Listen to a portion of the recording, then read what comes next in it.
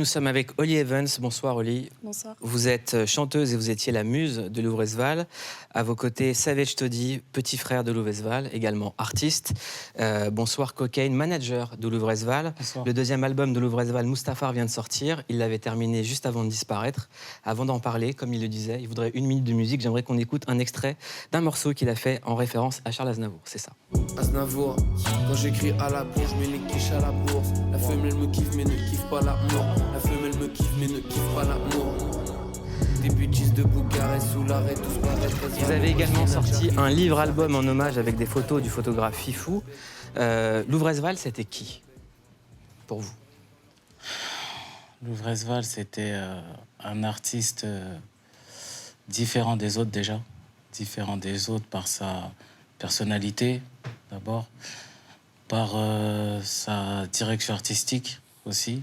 Par les thèmes qu'il évoquait dans ses musiques. Et Louvrezval, c'est un artiste au grand cœur, généreux. Et amoureux de son public, amoureux de la musique. Et vivait pour la musique. Savage, c'était votre grand frère. J'aimerais juste que vous nous racontiez vos derniers instants avec lui, en fait, tout simplement. Mes derniers instants avec Rezval,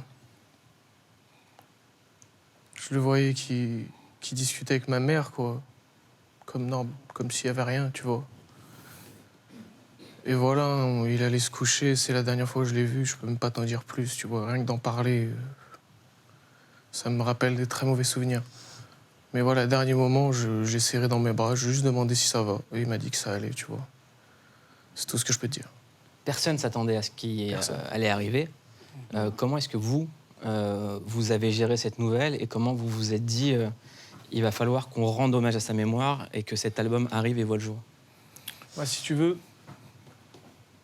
c'est triste, mais c'est comme si 1 ou 2 jours avant le décès de Rezval, il le savait, il avait fini son projet à ce moment-là, quoi. Genre, il n'y avait pas eu une longue, tu vois, période entre le moment où il a fini le projet et son décès. On parle de peut-être 2 jours. 2 jours. Donc en fait, mon frère, il est mort en donnant sa vie à la musique. Et de ne pas le sortir, pour moi, ça aurait été un plus gros manque de respect encore que de le garder pour nous. C'est toute l'œuvre de sa vie, en fait. C'est un artiste qui avait une vision assez originale dans le rap, qui avait une écriture extrêmement particulière, hyper recherchée, avec des références pointues, qui maîtrisait la langue française comme personne.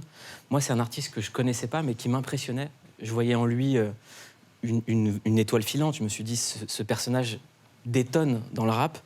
Et il avait dans ses paroles à chaque fois des choses extrêmement prophétiques. Cocaine, à vous, il avait dit « Je sais que je vais mourir jeune, je vais vous laisser quelque chose avant de partir. » Ouais, d'ailleurs, quand il me disait ça, je me souviens, je disais « Mais n'importe quoi, tu vas pas partir avant nous, je vais partir certainement avant toi.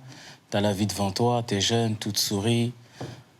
T'es mannequin. Dans le rap, tu viens d'avoir un disque d'or qui est bientôt platine. T'es sur un deuxième projet qui est fantastique. T'as bossé dessus comme un acharné. Tu sors d'une tournée qui était quasiment complète à chaque date. Tu régalais ton public, tu te régales à faire de la musique. Mais c'était quelqu'un, malgré toutes ses victoires et malgré la vie qui était devant lui, c'est quelqu'un qui était quand même très triste au fond. Il était très triste, très réaliste. Il avait un regard très pessimiste sur le monde qui l'entourait et qui nous entoure. Et il a toujours senti, il a toujours eu cet instinct. Et au fond de lui, il s'est dit qu'il n'allait pas rester longtemps. Donc il fallait qu'il fasse le maximum pour laisser une empreinte, une trace de lui et de laisser quelque chose. C'était quel genre de grand frère? C'est le meilleur grand frère que tu peux rêver d'avoir. C'est le meilleur grand frère. Pour moi, ce sera toujours un honneur et une fierté, une immense fierté, que dis-je, une infinie fierté d'avoir eu Rezval comme grand frère, comme modèle, comme entraîneur, tu vois, comme défenseur, comme conseiller. Voilà, aimant, vraiment avec le cœur sur la main, généreux, il m'a tout donné. C'était quel genre d'entraînement qui vous prodiguait? C'était quoi les conseils? Rezval faisait monter le niveau. Rezval, indirectement, fait toujours monter le niveau. commence avec un stade de rap et il élève le stade. Et il élève jusqu'à arriver à, si tu veux traîner avec Resval, il va falloir que tu puisses faire la même chose que lui, c'est tout. Et il y a tous les stades. Et lui, il avait dépassé déjà tous les stades. Allant de l'improvisation, c'est le meilleur freestyler, et je dis ça sans aucune peine, c'est le meilleur freestyler que j'ai jamais vu de ma vie. Et pas parce que c'est mon frère, pas parce que c'est, tu vois. J'ai vu personne qui freestyle mieux que ce mec en impro. Et le rap, à la base, c'est ça déjà, tu vois. J'aimerais également donner la parole à Holly Evans. Donc, Oui. je le rappelle, vous êtes chanteuse. Oui. Et on nous a proposé de vous faire venir en tant que muse de Louv Resval. Ça consistait en quoi? C'était quoi votre relation? Notre relation, c'était déjà artistique. Donc, Louv m'a beaucoup appris dans le monde de la musique, mais aussi en tant que personne. Louv, c'est quelqu'un que je respecte tellement et il m'a beaucoup appris dans la vie, en fait. Donc, il m'a appris beaucoup de choses.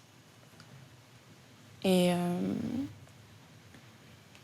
rien que pour ça, je le respecte. C'est un artiste qui avait un public à 80% féminin, qui était très, très, très apprécié des femmes. Qu'est-ce qui touchait en tant que femme à travers ses textes? C'était quoi qui vous touchait? Je pense que c'est plus son écriture. Ouais. Parce qu'il a vraiment une écriture philosophique et qui fait réfléchir. Et donc, il parlait beaucoup des femmes aussi. Du malheur qui pouvait se passer entre une femme et un homme. Et je pense que c'est ça qui touchait plus les femmes, justement. J'aimerais qu'on parle de sa vie à Louv Resval. C'était donc l'aîné de votre fratrie. Il a vécu ses 6 premières années en Guinée où votre père faisait des missions humanitaires. Ensuite, votre famille déménage dans l'Essonne où vous grandissez. Cocaine, vous l'avez découvert quand il avait 16 ans. C'est votre petite sœur qui était au lycée avec lui qui vous l'a fait découvrir. Ouais. Ça a été quoi votre première rencontre et qu'est-ce que vous a dit la première fois que vous l'avez vu? Déjà, ma petite sœur, elle me parlait beaucoup de ce jeune homme. Elle me disait qu'il y a un jeune homme dans mon lycée qui rappe, il fait des freestyles pendant la cour de récré, et qui avait un attroupement autour de lui tellement qu'il était fort. Et moi, j'ai eu du mal à y croire parce que je me suis dit, peut-être ma petite sœur, elle connaît pas beaucoup de choses en rap, donc je l'ai pris un peu à la légère. Et elle a insisté. Donc une fois, elle m'a fait écouter un petit extrait de ce qu'il pouvait faire. J'ai arrêté la voiture, j'ai dit de l'appeler. Le lendemain, on s'est vu au studio. J'avais une séance de studio, je l'ai invité, il est venu. Et ma première vision de lui, c'était... j'ai tout de suite senti son aura, en fait, dans la pièce. Il y avait plein de monde, mais il rayonnait par son calme, par sa différence. Il avait une crinière, des habits trop grands pour lui, indifférent à tout ce qui pouvait se passer autour de lui. Et puis, je lui ai dit, vas-y, rentre dans la cabine, essaye de faire un truc. Et je m'en rappelle, il nous a tous choqués parce que où je produisais des rappeurs qui pouvaient mettre 4 heures, 8 heures pour faire un morceau. Il a fait un morceau en 10 minutes, bien écrit, sans rature. Et il a rentré dans la boîte et même l'ingé, il m'a dit, ça fait 20 ans que je fais ce métier, j'ai jamais vu ça. Vous dites, des artistes comme ça, il y en a tous les 1000 ans. Ouais, c'est ça. C'est ça, parce que moi, j'ai commencé par rapper il y a des années. Donc j'ai vu pas mal ça fait longtemps que je gravite dans ce milieu. Et j'avais pas encore connu ni vu, et je sais que j'en verrai plus, des rappeurs qui est à la fois beau, talentueux, généreux. Il avait pas du tout la grosse tête. Moi, jusqu'à son dernier jour, il a toujours été le même que j'ai connu quand il avait 16 ans. Quand on voit aujourd'hui ce qui se passe aux États-Unis, où il y a beaucoup d'albums posthumes, et maintenant il y a plein d'artistes, notamment le manager de Pop Smoke qui a été assassiné, qui dit on arrête les albums posthumes, on n'en sort plus. Est-ce que cet album-là, Mustafar, c'est le dernier? Ou est-ce qu'il y a d'autres musiques encore qui vont arriver? Non, c'est le dernier. C'est le dernier album tout seul de Resval, si tu veux. Et c'est pour ça d'ailleurs que tu vois qu'il n'y a aucun feat présent. Pour montrer vraiment que, tu vois, même sans ça, on voit c'est quoi le vrai rap. Les vrais joueurs connaissent le vrai rap, c'est tout. C'est tout ce que j'ai à dire. C'est quoi le vrai rap? Le vrai rap, c'est les vraies rimes. Le rap, ça veut dire quoi? C'est quoi, là, tu vois? Quand tu déconstruis le mot rap, c'est quoi? C'est rhyme and poésie, non? Ces rappeurs ne riment plus. Ces rappeurs ne riment plus. Resval, il rime encore, lui, tu vois. Il a ramené un truc, clairement, un truc d'antan, d'avant, tu vois. Aujourd'hui, le rap, c'est plus centré sur le flow et sur le côté hit du truc que vraiment sur la profondeur. Peu de gens remettre ça au goût du jour, tu vois, peu de gens. Est-ce que toi, tu vas prendre le flambeau? Bien sûr, j'ai pas le choix, poto. C'est... Tu vois, j'aimerais tant arriver à un stade, tu vois, où je pourrais dire je suis aussi fier que Resval, en fait, tu vois. Parce que ce qu'il a fait, c'est dingue. Ce qu'il a fait, c'est dingue, frère. Moi, j'aimerais revenir sur une chose, c'est le titre posthume. Parce que c'est vrai que j'entends beaucoup dans les médias, et à juste titre, parce que la définition, c'est vrai que de l'album posthume, c'est un album qui sort après le décès d'un artiste.